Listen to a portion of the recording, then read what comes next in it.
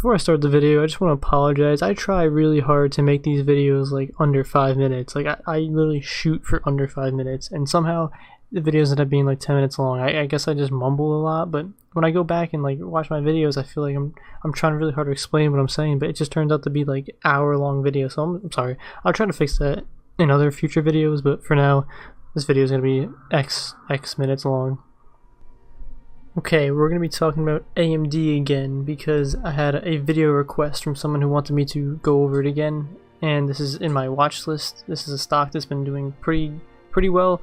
Also, my other video got like 50 views, which was pretty impressive compared to the other amount of views I had on my other videos.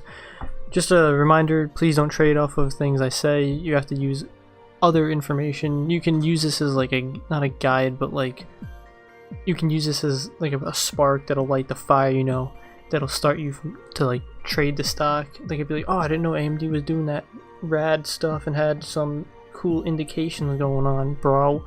But don't just be like, oh, he said AMD, spam click the trade button. Like, no, don't be an idiot with your money, you know, guys. You gotta be smart, and you have to do it because you want to buy the stock, not because someone else sees value. Always see value. So let's get into the AMD video. I already did a video about this a little while ago, so I'm going to just briefly go over what I said in the other video. So basically AMD had an ascending triangle pattern at $20 mark, and this pressure built up and finally they broke above. Hit a really random point, it's $27, not sure what that significance was.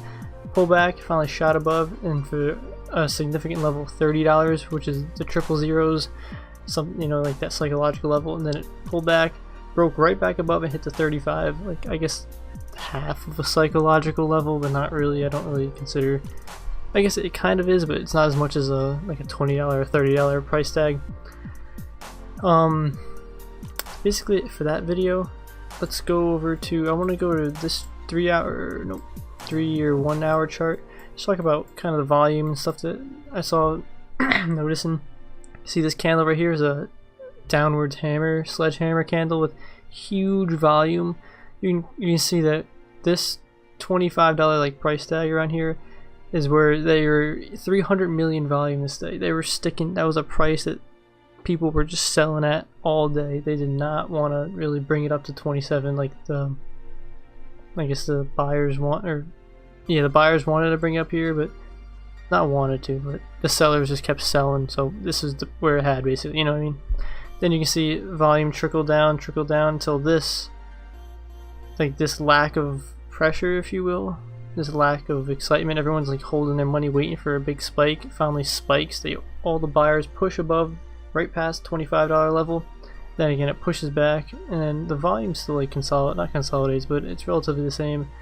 And then finally, right here, even though it's kind of lighter volumes, like 150 million volume, it touches the level again. Then the following morning, or the next day, I guess it was pretty indecisive, and then it shoves it right above that thick boy candle. That's a thick 3C candle. And the next day they tried to push it 35, lot of volume there. This was it's a huge bear candle, right back down to its previous high, and then this was today.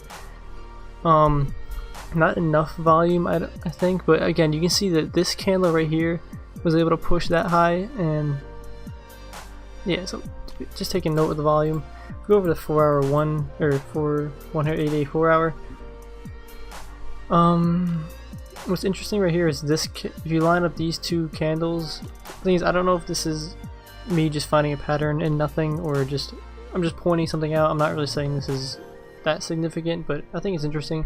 If you take the slope of these two candles, it perfectly lines up with the opening of this candle on this day, which is 8 days ago, or 8 days later or something. And also this candle to this candle, this high is 8 days, basically 9 days, and this to this is 8 days exact, which is kind of, is that right? Yeah, which is interesting too. I don't know if there's any correlation or significance there. There probably isn't, but it's just still interesting to see like small little patterns that maybe develop, or these may be patterns I'm just picking out of nothing, you know? I always like to have that kind of mentality behind it too. Like, you want to make sure the patterns you're trying to find are actually valuable. So, I don't like how this looks. Hold on. Let's get like that. So, you can see every time this 27 mark, it finally pushes above, creates a new high, 30, pushes down, 27 becomes a new support, pushes, or tried to push on this day, didn't make it. This day pushed above, finally hit a high, 35, pushed back down to 30, which was its previous high or in consolidating point. So it's had this nice like wave upward pattern, and it's pretty consistent too, which is quite fascinating from just like a pattern point of view or pattern perspective. What else I want to say about that? Losing my train of thought quickly. Just things, it literally just shoots up, comes back down right here, shoots up, boom, right there. Now this candle, big hammer, downward hammer, I don't like that candle at all. From like, or I mean, I like that actually because I'm not in the trade. So if that right here is when I probably should have gotten in. Actually, I'm not gonna say that because that candle looks pretty. That candle looks really bearish. So if I did get into that candle, I might have regretted it. But if you can see the 1 hour chart, you can see this 1 hour candle. This would have been a clear indication to like get in, basically, because the people were not letting, or the buyers were not letting it hit at this $30. Every time when it hit the $30 mark, they were like, I'm in, you know. So that's a clear indication people want to buy at this level. Not a clear indication, but a more probable indication, or a better indication, at least for me, that people want to buy. And you see the next day it opened up a lot higher and then just shot up. I think today it was up like 7%, 6%, something like that. This is today, right? Yeah, today.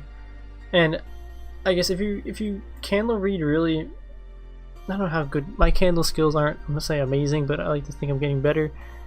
You can just see it, the whisker tries to touch it, or it just does touch it, but it's, even though it's still bearish, it's almost kind of bullish because this is a significant level and it pushed. The buyers wouldn't let it push in between this mark. So from $29.99 to like $3.30, people were like, I'm in, you know. So I have alerts. I have an alert like this whisker right here, even though that's in after hours, but like right around like this level. I want to know if it hits around here to see what the candles look like. Probably on the 1 hour chart, like this chart, not the 4 hour, because with something like this,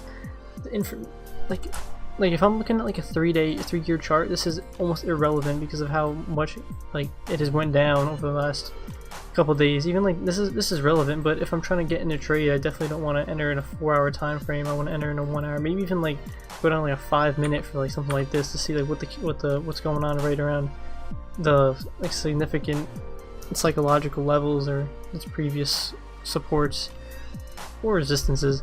But yeah, I want to see what's going on down here. I want to see if another whisker kind of happens like that. Maybe I'll hop in, but then I don't want to. I still want to be. I'm still worried that it's going to be a double top if it hits up here and, you know, comes back down, because I already hit one top 2 solid times, candles. Also, I have my alert up here so I know when it gets around that level. I'm not trying to really enter in anywhere in no man's land because it's almost like it's just a little too risky for me. I'd like to have a little more information before placing the trade. Again, we're not really looking at RSI or MACD here just because, I mean, maybe MACD, but RSI is just out of whack because of, not out of whack, you see here, I guess it kind of did not come back to normal, but I don't know. I just like to have these as little indicators, and I guess right now, yeah, they're telling me not to get in basically, but I don't use them religiously. I just have them there just to have an idea of maybe, excuse me, something I might have overlooked really quickly. But yeah, basically that's how I'm planning this trade, and I would like to get in this trade because if you time it right, like you can make like look like here, 7% one day, today 7.5%, the other day 7%, over down here like 9%. Like you can make a lot of money in one day if you time this right. But I mean, you time it wrong and look at this, 10%, and that's actually kind of it. But you don't want to be in that 10%. That's a lot of money lost, you know. So yeah, let me know what you guys think. Maybe did I miss anything? Oh, I also want to talk about the EMA really quick. You can see it tries really hard to push above and stay above this the entire time, except for like a little right here where it had a little, it was just staying below for a little too long. But you can see it keeps pushing. This is a 15 length EMA, it keeps riding right above it, and here it just dropped. So I guess maybe people thought that was significant and got out of the trade. I'm not really sure. But then once it crosses back over, see, it picks right back up. Like literally this day it was not even close to near the EMA. The next day it pops above and it shoots up that much. I don't know if that has any significance either, but it's something to point out. Maybe dive a little deeper in. I guess that's all I want to talk about for AMD. I really hope I can get in at a nice price tag and time it right, but we'll see what happens. Just gotta, you know, manage the trade, watch the candles, watch the price action movement and the volume, you know. It's good stuff. So let me know what you guys think below, and I will see you guys soon.